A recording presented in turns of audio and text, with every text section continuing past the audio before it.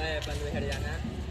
Kami akan menjelaskan tentang Indonesia masa demokrasi liberal atau masa parlementer tahun 1950 sampai 1959. Indonesia masa demokrasi liberal atau parlementer tahun 1950 sampai 1959. Masa demokrasi parlementer adalah masa ketika pemerintah Indonesia menggunakan Undang-Undang Dasar 1950 sebagai Undang-Undang Dasar sementara sebagai Undang-Undang Dasar negara. Parlementer disebut pula dengan masa demokrasi liberal karena sistem-sistem politik dan ekonomi yang berlaku menggunakan prinsip-prinsip liberal. Masa ini berlangsung mulai pada 17 Agustus 1950 sampai 6 Juli 1959. Adapun ciri-ciri sistem pemerintahan parlementer sebagai berikut. 1. Kepala negara presiden tidak berkedudukan sebagai kepala pemerintah karena bersifat sebagai simbol nasional. 2. Pemerintahan dilakukan oleh kabinet yang dipimpin oleh seorang perdana menteri. 3. Kabinet bertanggung jawab kepada parlemen dan dapat dijatuhkan oleh parlemen melalui emosi yang tidak percaya. Sistem kepartaian yang berlaku di Indonesia pada masa demokrasi liberal adalah sistem multipartai. Dasar hukum dari sistem kepartaian adalah Maklumat 3 November 1945. Berlakunya sistem partai berdampak pada meningkatnya jumlah partai politik di Indonesia.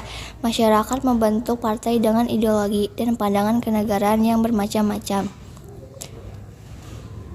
Jumlah partai politik pada masa demokrasi liberal tercatat lebih dari 28 partai dari banyaknya partai di Indonesia. Pada masa itu, dapat 4 partai besar yang mendapatkan perhatian besar dari kalangan masyarakat,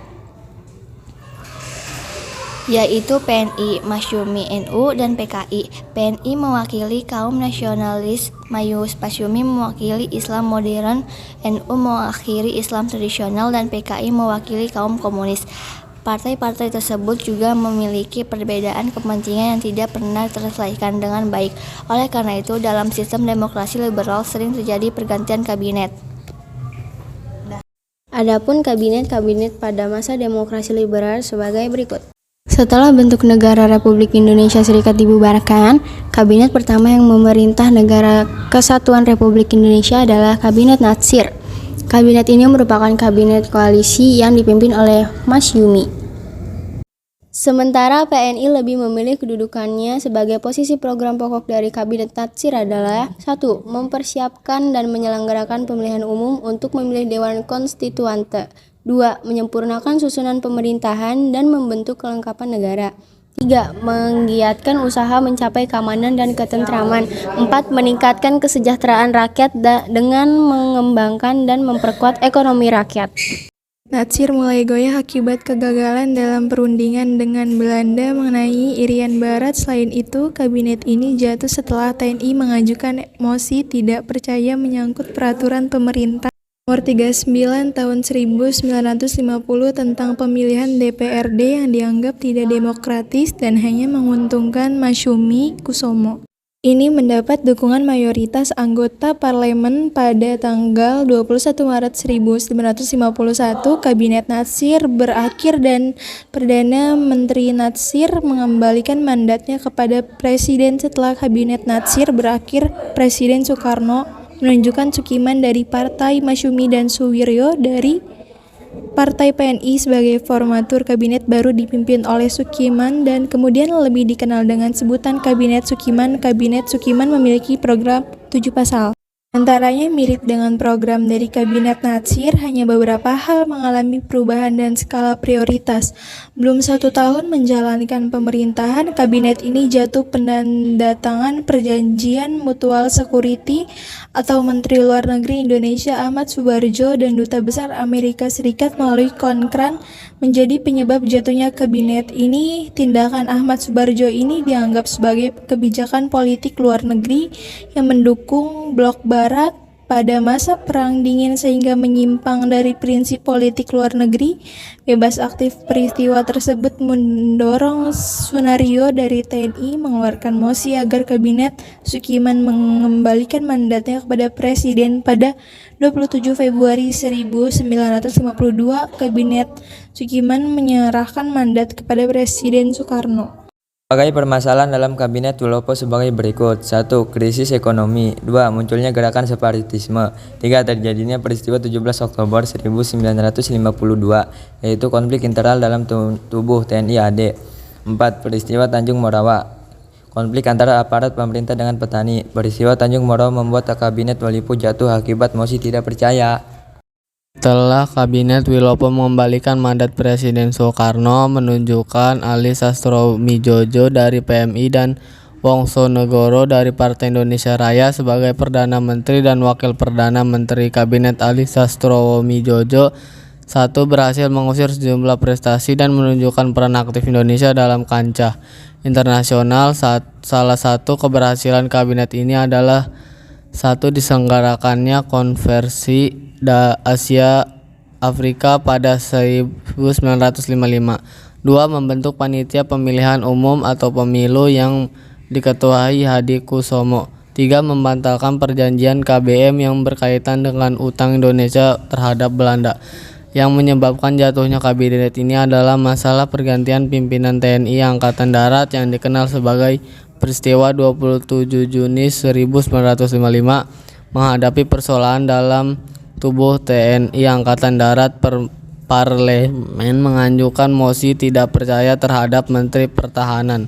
Selanjutnya pada 24 Juli 1955 Kabinet Ali mengembalikan mandatnya Presiden Soekarno. Kabinet Ali Sastroamidjojo 1 digantikan oleh Kabinet Harapan. Prestasi Kabinet terhadap adalah berhasil menyelesaikan permasalahan dalam tubuh TNI Angkatan Darat. Keberhasilan lainnya adalah menyelenggarakan pemilu pertama pada 1955. Pemilu dilaksanakan dalam 2 tahap. Tahap pertama dilaksanakan pada 29 September 1955 untuk memilih anggota DPR atau parlemen. Tahap kedua dilaksanakan pada 15 Desember 1955 untuk memilih anggota konstituante. Pada 3 Maret 1956, Kabinet Burhanuddin berharap mengembalikan pendapatnya kepada Presiden Soekarno. Setelah pemilu 1955, formatur kabinet dipilih berdasarkan partai pemenang pemilu. Sebagai partai mengajukan Ali Sastroamidjojo dan Wilopo sebagai calon formatur kabinet. Selanjutnya, kabinet ini disebut Kabinet Ali Sastroamidjojo II, yang terdiri dari atas PNI, Masyumi, dan NU. PKI tidak dilibatkan dalam kabinet karena ditolak oleh beberapa tokoh Islam. Pada masa pemerintahan kabinet ini muncul pergolakan di beberapa daerah yang mengarah pada gerakan separatisme. Kurangnya tindakan tegas dari kabinet terhadap pergolakan yang muncul pertumbuhan partai ini. NU dan Masyumi menarik para menterinya dan kabinet mundurnya sejumlah menteri menyebabkan Kabinet Ali Sastroamidjojo II harus menyerahkan mandatnya pada Presiden Soekarno pada 14 Maret 1957. Sebelum terbentuknya kabinet di Juanda pada 21 Februari 1957, Presiden Soekarno mengundang para tokoh militer serta tokoh partai dari tingkat daerah hingga pusat ke Istana Negara. Istana Negara para tokoh diminta mendengarkan konsepsi presiden. Dalam konsepsi presiden dinyatakan bahwa demokrasi liberal yang dijalankan di Indonesia tidak sesuai atau tidak cocok dengan jiwa bangsa Indonesia. Presiden Soekarno ingin menggantinya dengan demokrasi terpimpin. Konsep ini menuai perdebatan di parlemen maupun di luar parlemen. Usaha Presiden Soekarno untuk mempengaruhi partai-partai agar bersedia membentuk kabinet yang diinginkannya pun gagal. Menghadapi kondisi tersebut, Presiden Soekarno akhirnya menunjuk dirinya sendiri untuk membentuk kabinet ekstra parlementer. Kabinet inilah yang kemudian disebut dengan Kabinet di Juanda. Di Juanda, Kabinet Juanda dipimpin oleh Insinyur Juanda sebagai Perdana Menteri. Ia merupakan tokoh yang tidak berpartai. Kabinet Juanda dalam menyelesaikan tugasnya menyusun program kerja yang terdiri atas 5 pasal yang dikenal dengan Pancakarya. 5 pasal Pancakarya sebagai berikut. 1. Membentuk Dewan Nasional. 2. Normalisasi keadaan Republik Indonesia. 3. Melanjutkan pembatalan KMB. 4. Memperjuangkan Irian Barat kembali ke Republik Indonesia. 5. Mempercepat pembangunan. Salah satu prestasi Kabinet Juanda adalah menentukan garis kontinental batas wilayah laut Indonesia melalui Deklarasi Juanda. Dengan Deklarasi Juanda, wilayah lautan dan daratan Indonesia menjadi satu kesatuan bulat dan utuh. Badan Konstituante dipilih lewat pemilihan umum pada tahun 1955. Badan ini bertugas merumuskan Undang-Undang Dasar yang baru, akan tetapi Postuanku belum berhasil menyelesaikan tugas utamanya, yaitu menetapkan dasar negara. Keagamaan konstituante tersebut disebabkan faktor-faktor berikut. 1. Perdebatan yang berlarut-larut dalam konstituante. 2. Adanya perselisihan antar partai. 3. Munculnya desakan untuk kembali pada UUD 1945. Kondisi ini mendorong Jenderal Abdul Haris Nasution selaku Kepala Staf Angkatan Darat dan Penguasa Perang Pusat atau Perpu dengan persetujuan Perdana Menteri Juanda melarang sementara sebuah kegiatan politik dan menunda semua sidang konstituante dibubarkan melalui Dekrit Presiden 5 Juli 1959. Kondisi perekonomian Indonesia pada masa demokrasi liberal masih tersier ini dikarenakan politik dan periode keterpurukan ekonomi pada masa itu membuat pemerintah mengeluarkan kebijakan yang dimaksud diantaranya adalah Gunting Syafruddin adalah kebijakan pemotongan nilai mata uang atau sanering yang diambil Menteri Keuangan Syafruddin Prawira Negara pada 20 Maret 1950. Semua uang yang bernilai 250 ke atas dipotong nilainya hingga setengahnya. Tujuannya menanggulangi defisit anggaran sebesar 5,1 miliar rupiah. Dengan kebijakan ini jumlah uang yang beredar bisa berkurang. Gerakan Benteng adalah sistem ekonomi yang bertujuan mengubah struktur ekonomi kolonial menjadi struktur ekonomi nasional. Diwujudkan dengan menumbuhkan pengusaha Indonesia lewat kuncuran. Ini gagal karena pengusaha kita tak mampu bersaing. Pada 1951, pemerintahan menasionalisasi Dijavashe Bank menjadi Bank Indonesia. Bank milik Belanda itu dijadikan sepenuhnya bank milik Indonesia untuk menaikkan pendapatan, menurunnya biaya ekspor, dan menghemat secara drastis. Sistem ekonomi Alibaba dibakarsasi oleh Menteri Perekonomian pada Kabinet Ali pertama, yakni Ishab Cukro Hadisuryo. Program ini diberi nama Alibaba karena telah melibatkan penguasa pribumi atau yang disebut Ali dan pengusaha keturunan Tionghoa dilestarikan dengan Baba.